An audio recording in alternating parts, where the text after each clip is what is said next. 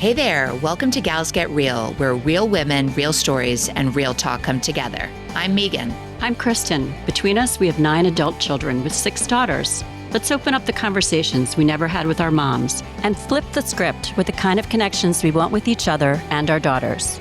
We're here to laugh, cry, and dive into all the things, from everyday shifts to the curveballs and life pivots, and the messy, magical moments that make us who we are.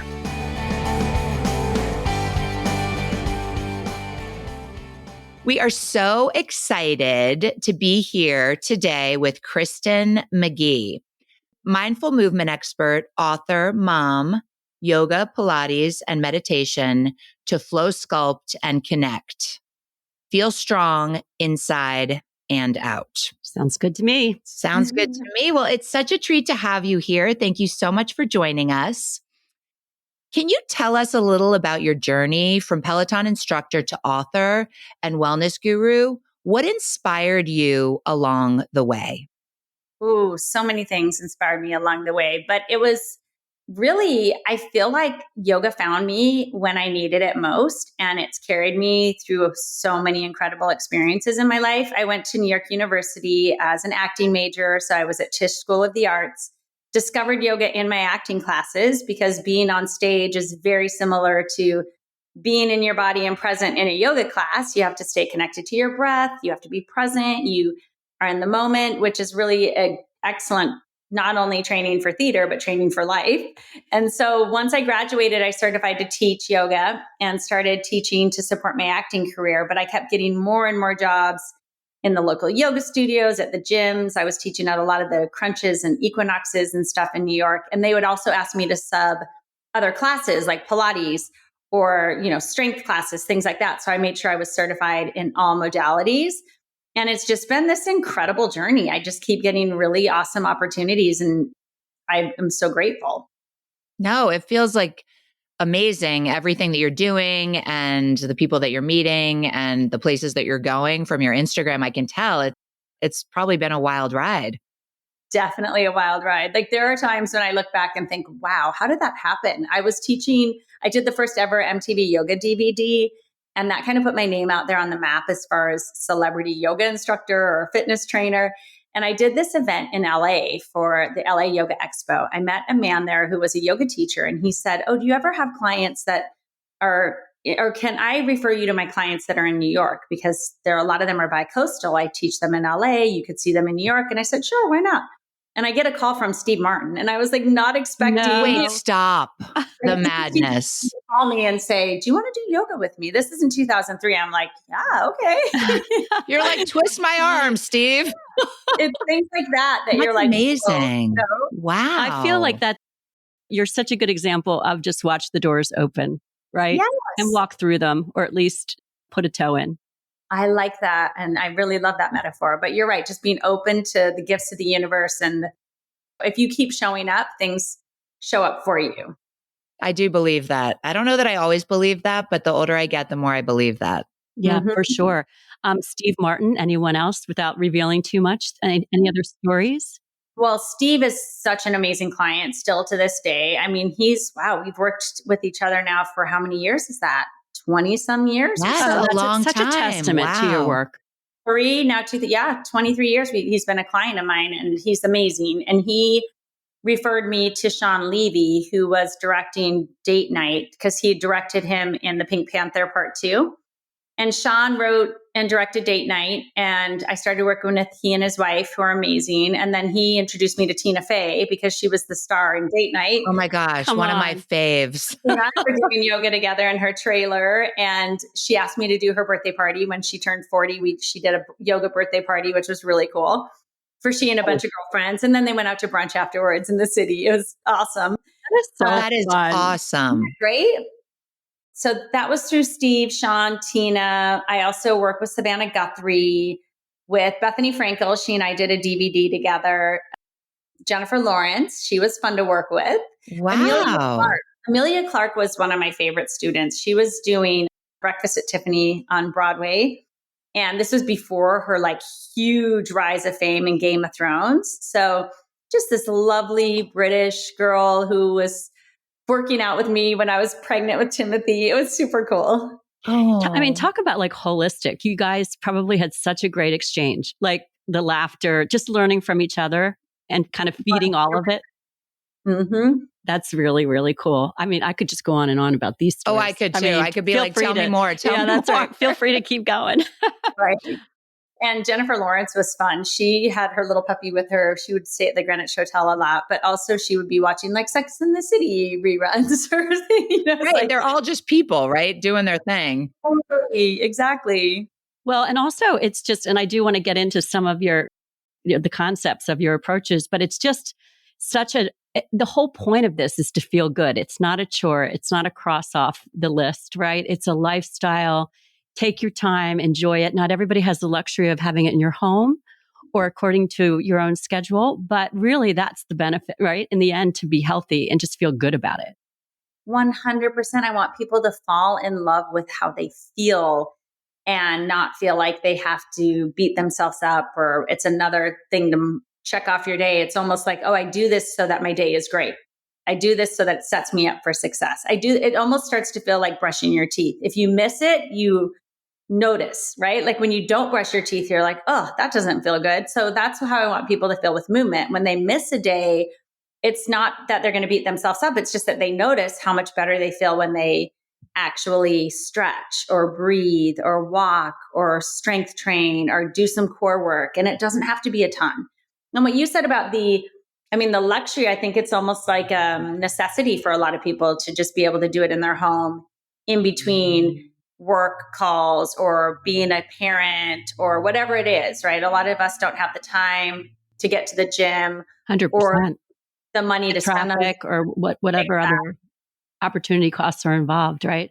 Yes, exactly. Well, it's perfect segue because again, some of your concepts or all of your approach is just really special to us. And we're so happy to hear about it and learn about it. You mentioned movement, and I think about how you've talked about somatic exercise. So we were just curious, like your definition of somatic work and kind of as a side, is this something the younger generation, for example, our daughters, between us, we have 6 daughters. Is that something the younger generation is onto? Do they understand this concept of somatic movement? Gosh, I think so. Soma means of the body, or so anything that we use our body to bring awareness to, right? So it's opposed to like working out. I feel like it's a working in.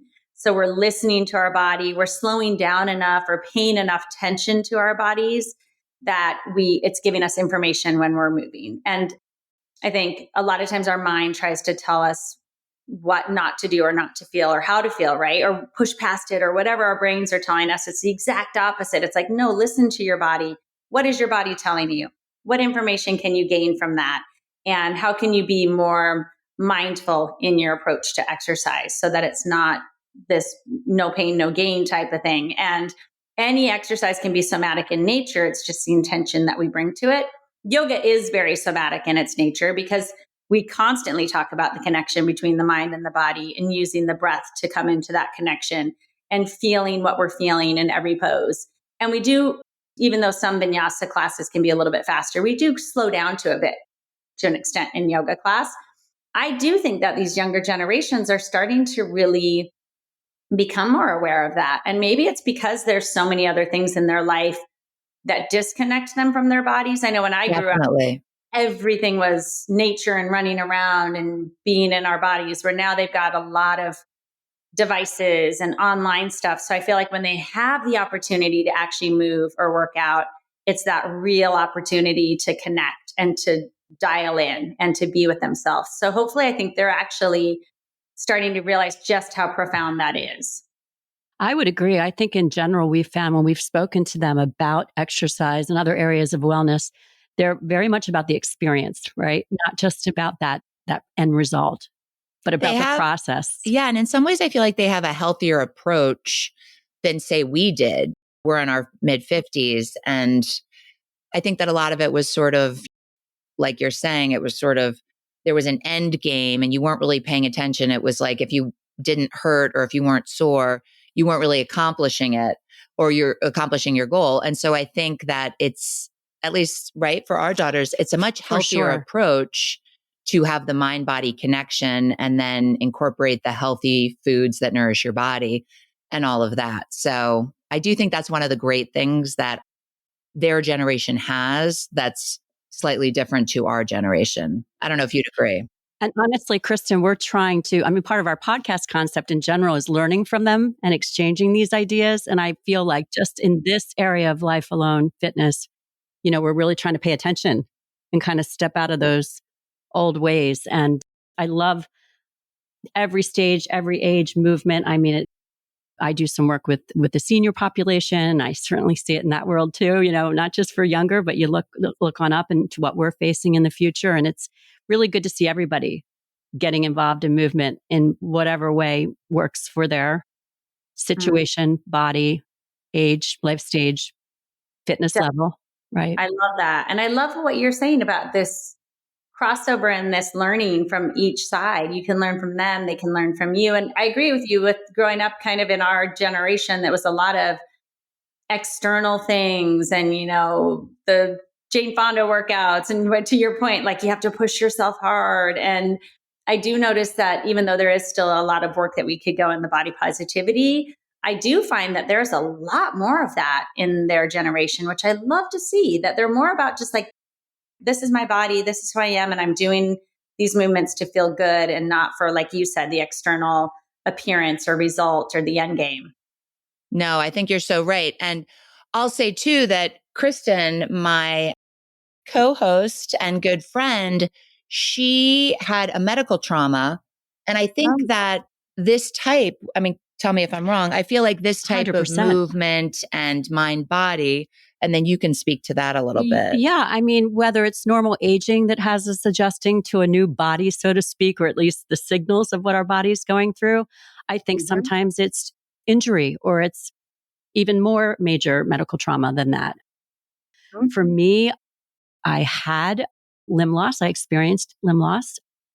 And the good news is it did give me a new lease on life, and that I'm so grateful to be here. And as such, I really do want to be as healthy as I possibly can be. And with having to adapt to using a prosthetic leg, or in some cases not, with yoga and riding a bike, I'm not going to have the prosthetic leg on.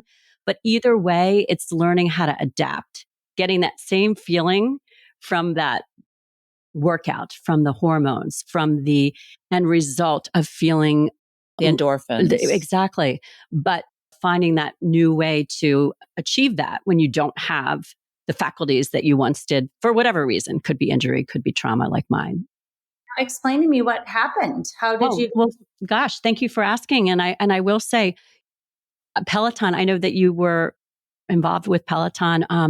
They were very, very good to me, whether they knew it or not. But just having access to the feeling of riding a bike without the danger of falling over, losing my balance, and just the invigoration of the instructors and the music and all of that. I worked with them on some level, a little bit of collaboration, and it just was life-changing for me.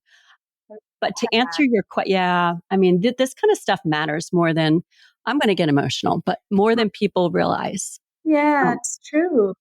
It just brings so much opportunity to people who otherwise might shut down, if they're not doing movement exercise the same way they once were. So, but to answer your question, I had just a simple sprain back in 2013. And within a week's time, it had become infected, first with strep A bacterial infection, which then became necrotizing fasciitis, which is the flesh-eating disease. And then ultimately my body was fighting sepsis.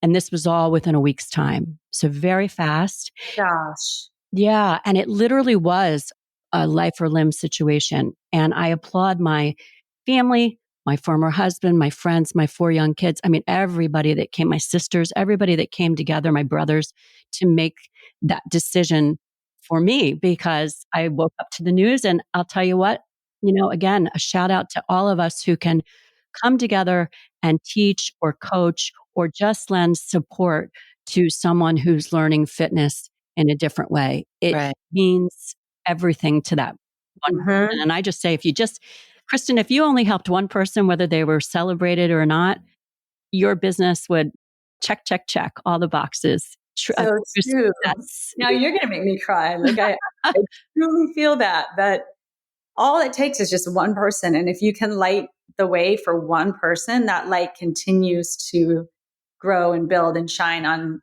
others forever.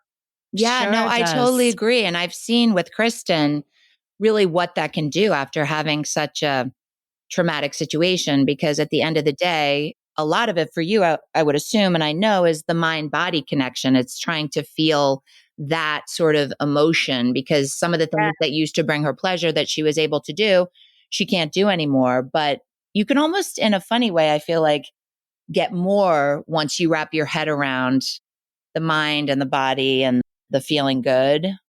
It's all about going down back to the feeling, right? That Mm. you can just finding that way to achieve that same feeling.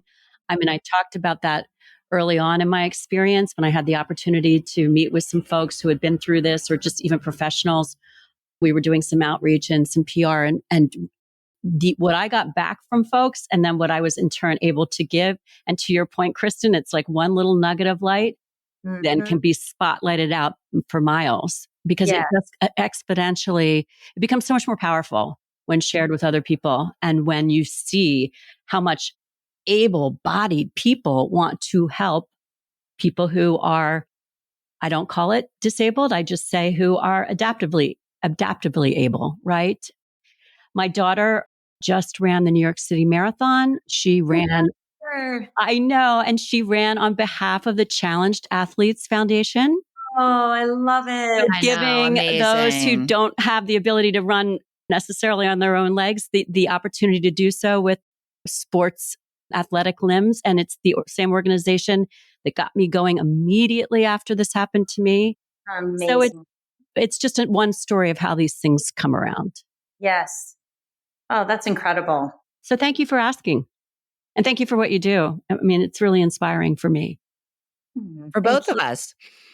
Okay, so on to the next. We loved your recent post about progress over perfection, because I Mm, think so much of the society today is social media, it's Instagram, it's just trying to gain that perfection that really is unattainable.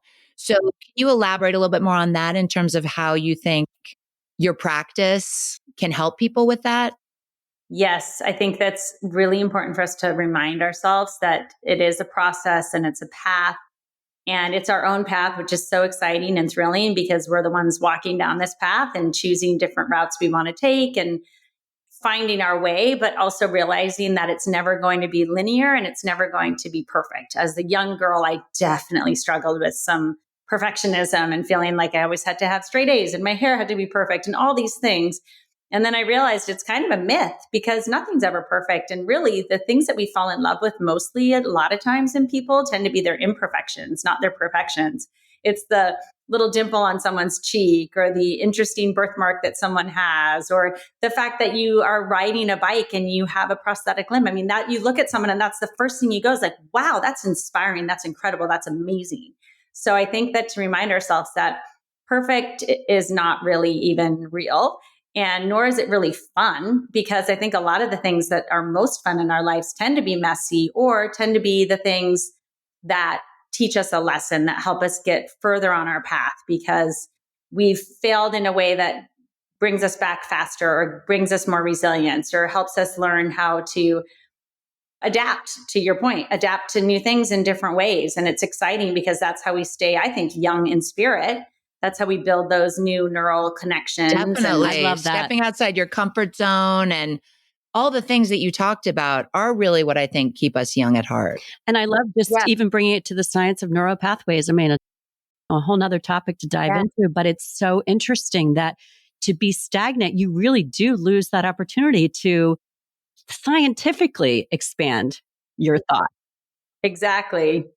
And that's what's cool too about the younger generation teaching me. There's times I get so upset when you were talking about social media. There's times like learning how to use social media in a new way or look at edits or this or that. And there's times I get frustrated. And then when I look at it from a different point of view of it being a learning experience and just having fun with it and being creative, it's like, to your point, okay, I'm learning new skills. This is great for me at this stage in life. Otherwise, I would just be kind of stagnant doing the same thing over and over again. So it's nice to have these new ideas and these new thoughts come our way, and the younger generations pushing me to figure new things out and pivot and learn from them.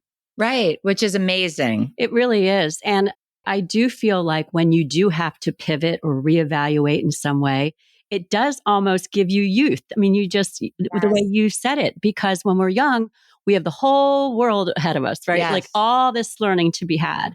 And why at some point or another, I guess we feel we've reached our pinnacle, or we are just tired of the thought of going to school, whatever it is, but don't stop learning is what I would advise to anyone. And for me, it was in some ways forced on me because I had to stop, reevaluate, learn some things over again.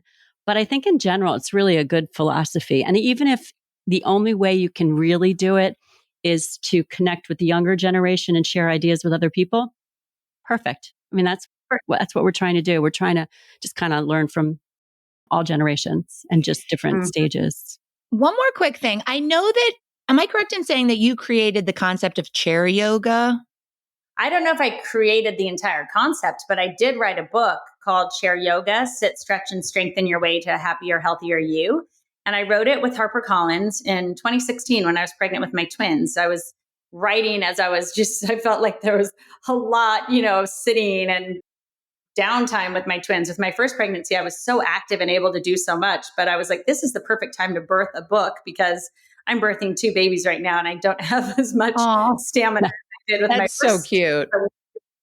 But what I liked about it and this book, Chair Yoga, is to remind people too that it's really accessible for everyone. I think sometimes people think of chair yoga as being just for an elderly generation or population because they think, oh, they have to do chair yoga because they can't do regular yoga. It's actually, no, I just did chair yoga with a team of 8th graders the other day in their health class, and they loved it. And it brought them so much joy and relaxation. And the teacher was even like, wow, this is the quietest the room has ever been, because they got a little noisy when we were moving. But then when we sat still and did some breath work, it was like, oh, that stress relief for them was amazing. And for them to understand how powerful their breath is as a coping tool.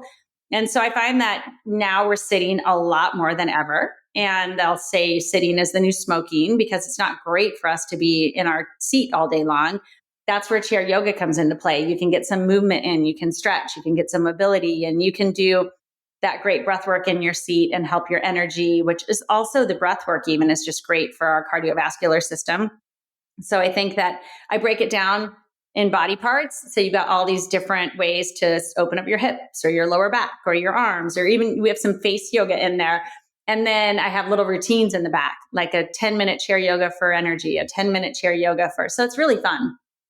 Oh, that sounds awesome. This is amazing. And I love the idea of face yoga. Yes. So how many times do you feel like I feel like I need to stretch my face sometimes? I'm sorry. And the tension in a lot of tension in your jaw and other places that you don't even realize.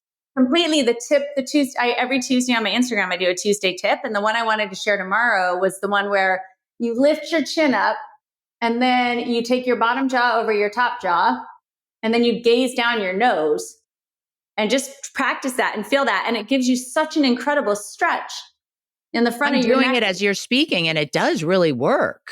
Isn't that cool? And that's a great for your jaw. And oftentimes when we think of stretching our neck, we always do this one. Like we put our head forward and stretch the back of the neck. Yes. But we have so much forward head syndrome to begin with. Sure. It's almost like we want to do the counter where we want to get more of the front of the neck stretched open.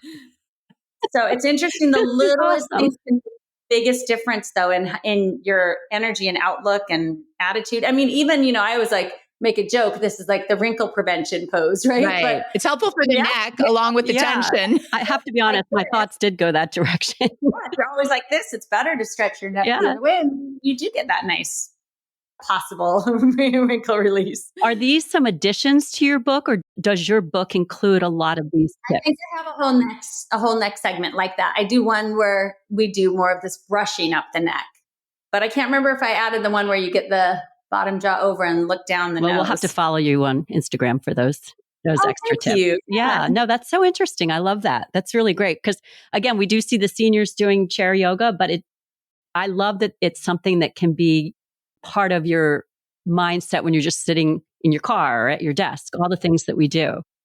For sure. Yeah, that's amazing. Okay, so one other thing that I just wanted to ask you, what is your go-to advice for women who feel intimidated about trying new fitness practices at any stage of life? You know, if you have not really ever exercised and you're feeling like you really should, or you're not loving what you're doing and you want to switch, what piece of advice would you give them?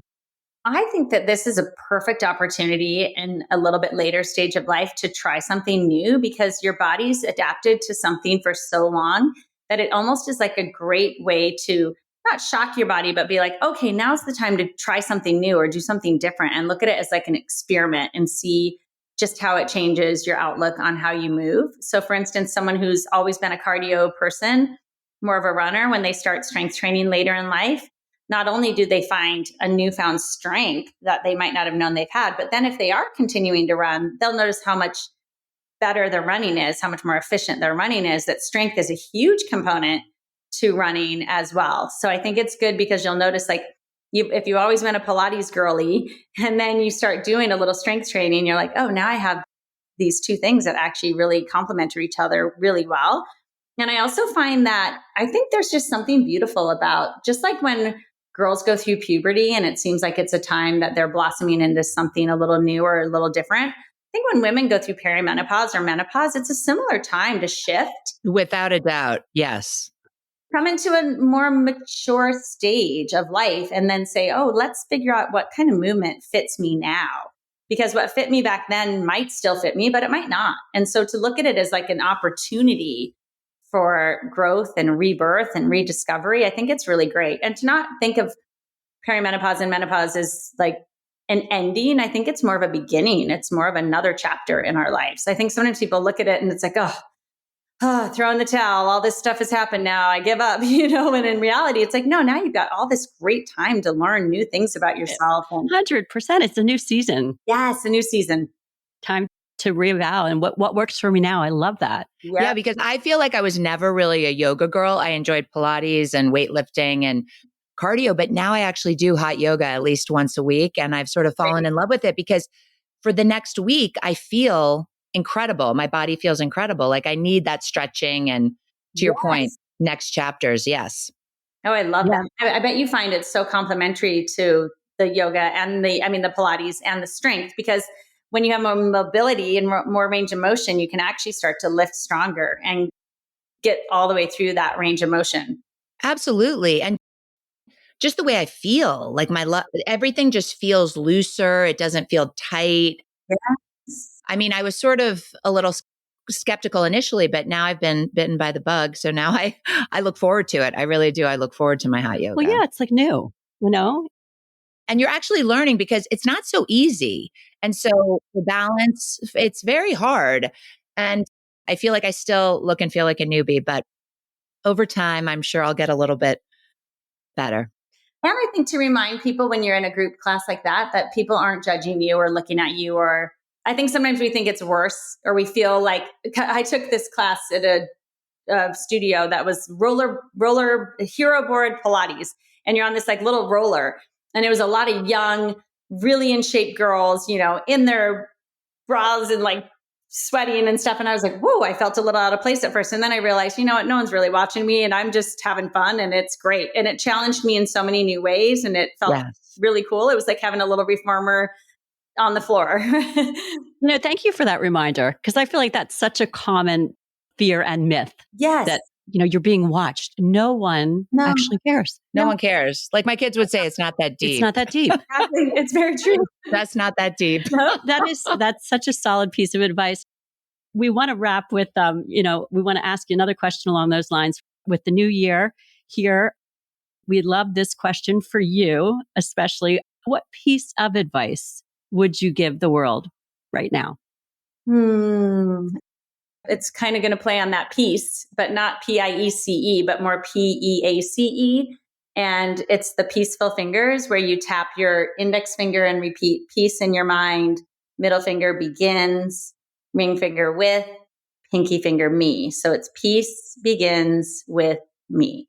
Because I think if we remind ourselves, especially when things feel chaotic or disruptive or stressful, wherever we are in the world sometimes. There's always, I think, turmoil or turbulence, and people can either follow that or be the calm amongst the storm and be the peace, right? So when we find the peace within ourselves, like you were saying with the light earlier, when we find the light within ourselves, that light shines. When we find the peace within ourselves, we create this really safe place for people to also feel at peace. And I think really that's what we want in life, is more so than even happiness, is just to feel at ease and to feel really peaceful in our minds and our bodies. So if we remind ourselves, it's hard when we're parents, if the kids are really going crazy, okay, I have to stay peaceful, because if I react, I'm only going to make it worse. Or just in any state, right, or form, if you have friends or people or anything that starts to feel like that's negatively drawing on you or getting you into the whole chaos, then if you can just find your center, find your peace, and let that be an anchor for people, I think the more we do that, the more we'll hopefully create a much more peaceful environment around us. Peace begins with me. Thank you. Peace begins with me. No, I'm actually going to work on that. Peace begins with me, because I have anxiety, and I think that would be the most amazing end goal for me. I have 5 children, and I don't always feel like I'm the calm in the storm. I know now I'm getting emotional. So thank you for that, because I'm really going to work on that. Oh, I wish I could come give you a hug right now. We're feeling the vibes. We're feeling the love, and we're feeling the spirit. And yeah, no, this has been really amazing. Thank you, Kristin. Kristin, how can we continue to this? Okay, no, this is such a treat, and I'm so grateful. How can we follow you or encourage our listeners to do so? What's the best way to stay in touch with you? Okay, so it's KristinMcGee.com is my website, and on there you'll find my retreat information, my speaking events, my app. You can get a 7-day free trial, and Instagram is Kristin McGee. Love it. And thank you so much. This was such a treat. But also Kristin_McGee. Oh, thank you so much. Oh, yes. Kristin_McGee. Gotcha. TikTok, but I know TikTok's your daughter's probably generations. TikTok is our daughter's. And we've been following you on Instagram. And I think that your Instagram is amazing. And we'll definitely recommend our daughters hit you up on TikTok. We know that there are literally a million podcasts out there, and so many of them are so, so good. We'd love for you to tell your friends, daughters, and all the women in your life to tune in, get real, and share all the things. Yes, share your stories with us by DMing and following us on Instagram at Gals Get Real Pod. And please subscribe, like, and share wherever you get your podcasts. Until next time, lots of love.